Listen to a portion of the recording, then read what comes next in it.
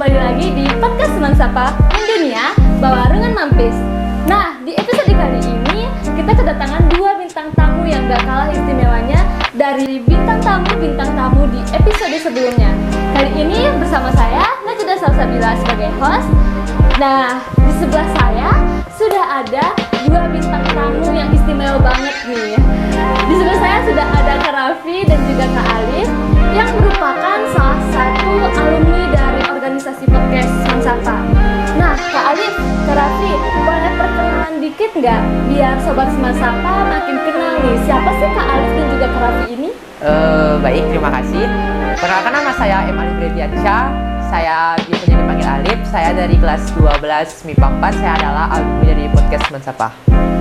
Perkenalkan, nama saya Raffi Andrian. Saya dari kelas 12 IPS 2 dan saya alumni dari podcast Teman Sapa. Nah, gimana nih kabar Kak Alif dan juga Kak Raffi hari ini? Alhamdulillah baik, apalagi saya cukup excited ya karena pertama kali saya diwawancarai seperti ini. Biasanya saya yang mewawancarai orang.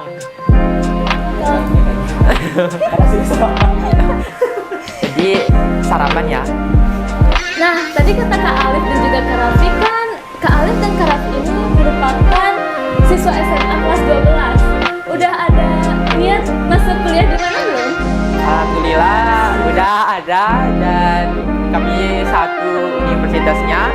Karena kami sudah berteman, jadi kami memutuskan untuk kuliahnya juga tidak jauh-jauh lah, seperti itu. Sangat best friend ya guys. Alhamdulillah. Tapi dia tidak mau satu kos sama saya. Siapa yang mau satu kos sama dia? Saya juga nggak mau. Saya emosi. Nah, kalau dilihat-lihat Kak Alif dan juga Kak Raffi ini tuh udah deket banget. Dari kapan sih kalau boleh tahu udah bertemannya dari berapa lama? Kebetulan kami ini tergabung dalam organisasi OSIS sebelumnya, tetapi kami menjadi seperti ini, menjadi sedekat ini tuh bukan hanya pada saat, tetapi mulai dari kelas 12. Pada saat awal-awal OSIS itu memang kami sudah saling mengenal, tetapi tidak se-close friend seperti ini. Jadi kami sedekat ini tuh pada awal-awal kelas 12 mulainya. Nah, seperti kata Kak Alif tadi, Kak Alif merupakan anggota OSIS ya? Kak Raffi juga begitu ya? Apakah di organisasi OSIS, Kak Alif dan juga Kak Raffi ini memiliki divisi yang sama di podcast? Kalau saya sih, ya divisi saya tuh agak mirip sih sama podcast. Ya, saya tergabung dalam divisi teknologi informasi dan komunikasi. Nah, itu tuh agak-agak mirip sih sama Peran saya dalam podcast. Saya kan di dalam podcast tuh jadi sebagai editor. Kalau Kak Alif sendiri? Kalau saya bisa dibilang tidak relevan, juga relevan, dibilang relevan juga tidak. Jadi kayak gitu. Kebetulan saya di organisasi OSIS itu menjadi sekretaris umumnya. Adalah beberapa pekerjaan di OSIS yang memiliki relasi dengan jabatan saya di podcast, seperti itu. Kak Alif dan Kak Raffi ini kan alumni podcast. Tentu udah lama dong di podcast. Nah, bisa cerita sedikit nggak? Apa aja sih pengalaman kakak selama kakak menjadi anggota organisasi podcast? Pengalaman saya tuh udah cukup banyak ya di podcast ini. Dari pertama saya join podcast sampai sekarang, pengalaman saya tuh sudah semakin bertambah banyak.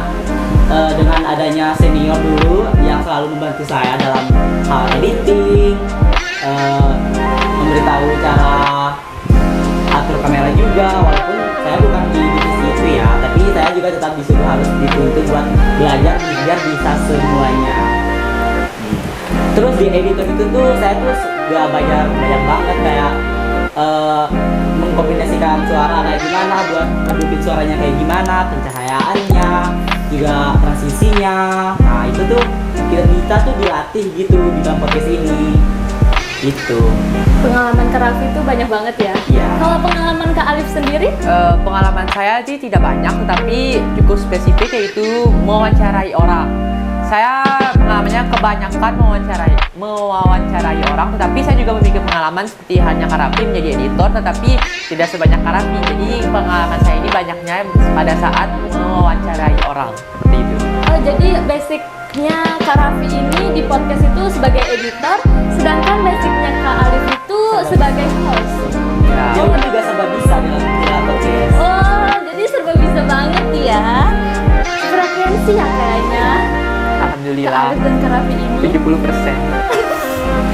Nah, kalau boleh tahu, gimana sih proses pembuatan konten atau video di organisasi podcast untuk ditayangkan di platform di sosial media?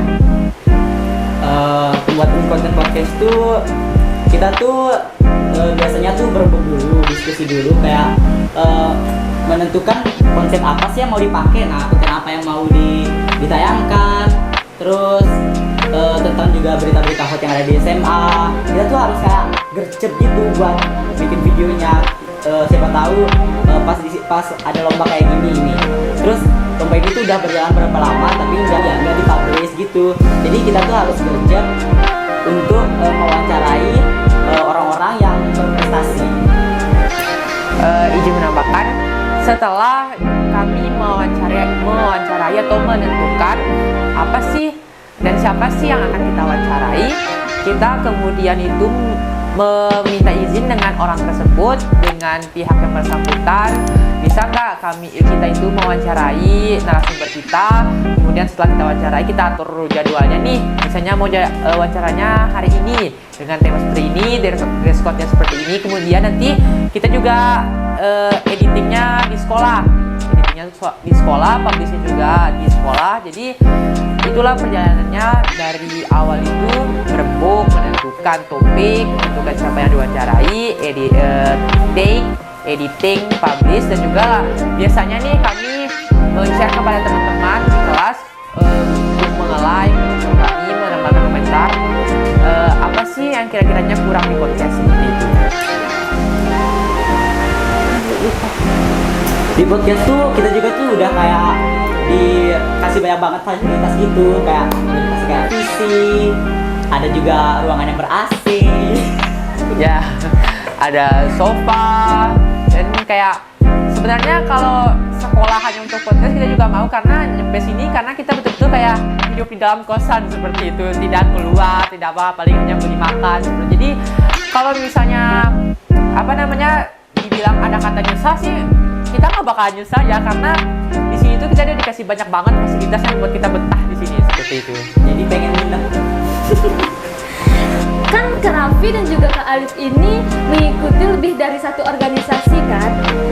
Nah, gimana sih cara kakak handle waktu kakak untuk ini aku tuh harus di sini tuh jam segini, sedangkan di podcast tuh jam sekian, sedangkan untuk di kelas nanti juga ada tugas gitu. Gimana cara kakak menghandle waktu-waktu kakak? Ini pertanyaannya hard ya, susah. Kalau berdasarkan pengalaman saya sih, misalnya nih ada pekerjaan podcast, OSIS, dan tugas sekolah ya tentunya karena kita sebagai siswa. Tadi pertanyaannya bagaimana sih kita memanajemen waktu? Nah, kalau saya itu mendahulukan yang paling penting. Memang semuanya penting, tetapi misalnya saya tahu bahwasanya ada kegiatan OSIS dan podcast pada hari yang sama, dan ada tugas juga pada hari yang sama tersebut. Nah, saya itu biasanya itu mengerjakan tugas di sekolah biar tidak ada tugas lagi di rumah. Setelah nyampe rumah, biasanya nih kalau misalnya OSIS memerlukan saya lebih penting atau podcast memerlukan saya lebih penting, itu saya akan dahulukan mana yang penting dahulu. Misalnya ada mewawancarai nih. Nah, saya berarti ke podcast dulu. Nanti kalau misalnya udah kelar di podcast, saya bakalan menuju ke OSIS kalau misalnya memang ada pekerjaan untuk saya. Dan juga sebaliknya kalau misalnya ada pekerjaan penting di OSIS, saya biasanya setelah di OSIS baru ke podcast. Tapi biasanya sih kalau memang saya memiliki halangan untuk hadir di salah satunya, saya akan bakalan langsung terus terang dulu poin kayak, kayaknya nggak bisa nih, saya bisa kerja besokannya nggak gitu seperti itu. Jadi konfirmasi itu lebih penting agar pekerjaan tidak terbengkalai dan bisa juga teman-teman yang lain atau OSIS yang lain atau tim-tim podcast yang lain itu menantikan saya seperti itu. Saya sih sama juga ya sama Kak Alif, lebih mementingkan hal yang lebih penting terlebih dahulu. Itu aja sih. Nah, kan Kak Alif dan juga Kak Raffi ini tuh udah lama nih di organisasi podcast. Apa aja sih manfaat yang udah kakak dapat selama menjadi anggota podcast? Manfaat yang saya dapat sih lumayan banyak ya. Lebih kayak meningkatkan public speaking saya, bekerja sama dalam organisasi, lebih mengerti satu sama lain dan mencurahkan isi hati di sini. Ya. Kak Alif? Kalau saya sama sih kayak Kak Raffi, tapi dengan podcast ini saya bisa mengenal orang lebih banyak. Saya juga bisa mendapatkan koneksi, relasi, mendapatkan teman, terutama teman di dalam podcast pun saya bisa belajar untuk cara berbicara atau berkomunikasi dengan para pembina organisasi. Saya juga menjadi terbiasa dalam menggunakan kamera, mengatur segala macam, dan terutama dalam editing itu sih kurang lebih sama-sama dengan Raffi. Nah, apa nih harapan kakak untuk organisasi podcast ke depannya? Kalau harapan saya sih semoga tim podcast menjadi semakin kreatif dalam membuat kontennya, terutama dalam hal yang mempromosikan videonya, juga konten-kontennya semakin menarik dan ya itu aja. Kalau Kak Alif sendiri ada harapan tersendirinya mungkin? Ya sama sih, mungkin semakin berkembang ya untuk podcast, tidak lepas jika kami sudah tidak menjabat lagi di sini. Teman-teman bakalan kayak redup, tapi teman-teman harusnya bisa terang daripada kami seperti itu. Nah, apa nih mungkin pesan-pesan untuk Sobat Sapa yang mungkin ada niat untuk bergabung dengan organisasi podcast? Buat adik-adik atau teman-teman saat di SMA, jangan ragu untuk masuk podcast teman-teman, karena di sini asik banget. Di sini adalah wadah teman-teman untuk belajar berkomunikasi, itu yang paling penting di sini. Di sini tempatnya. Mungkin memang di organisasi lain bisa, tetapi ini kayak kita bakal lebih spesifik untuk mempelajari hal tersebut seperti itu. Nah, mungkin dari Kak Raffi dan juga Kak Alif punya harapan untuk para penonton yang mungkin ingin disampaikan pada episode kali ini. Harapan saya sih jangan bosan ya teman-teman buat nonton konten-konten podcast dari Seman Sapa, karena konten-konten podcast Seman Sapa ini tuh memang menarik gitu buat ditonton, nggak bikin bosen, nggak ya bikin kita jadi apa sih konten ini nggak bagus, ini nggak kayak gitu. Tapi justru konten itu lebih membuat kalian itu belajar lebih banyak dalam kayak cara berbicara yang baik, kata-kata yang baik gitu. Kalau harapan saya sih teman-teman para penonton podcast Seman Sapa di luaran sana, teman-teman bisa mensupport kami dengan cara at least give your idea gitu di kolom komen. Misalnya nih, boleh nggak Min nanti minggu depannya atau selanjutnya wawancarai ini gitu, atau boleh nggak nanti wawancarai orang yang berpengalaman di sini atau mendatangkan orang di luar seperti. Jadi I think teman-teman itu dengan memberikan komen, like, dan bahkan share itu bisa sedikit tidak membantu kami untuk terus berkembang seperti itu. Harapannya sih saya. Wah, terima kasih ya Kak Alif dan juga Kak Raffi. Harapannya bagus banget buat podcast Seman Sapa dan juga mungkin untuk calon adik-adik yang ingin bergabung dengan organisasi podcast. Nah, terima kasih Kak Alif dan juga Kak Raffi yang sudah meluangkan waktunya untuk mengikuti episode kali ini untuk berbincang-bincang santai bersama kami. Nah, untuk para penonton jangan bosan ya untuk menonton video podcast Seman Sapa. Jangan lupa like, comment, and subscribe, dan jangan lupa untuk menekan loncengnya biar kalian gak ketinggalan video-video menarik yang mungkin akan tayang. Saya dan juga Salsabila pamit undur diri. Wassalamualaikum warahmatullahi wabarakatuh. See you next time.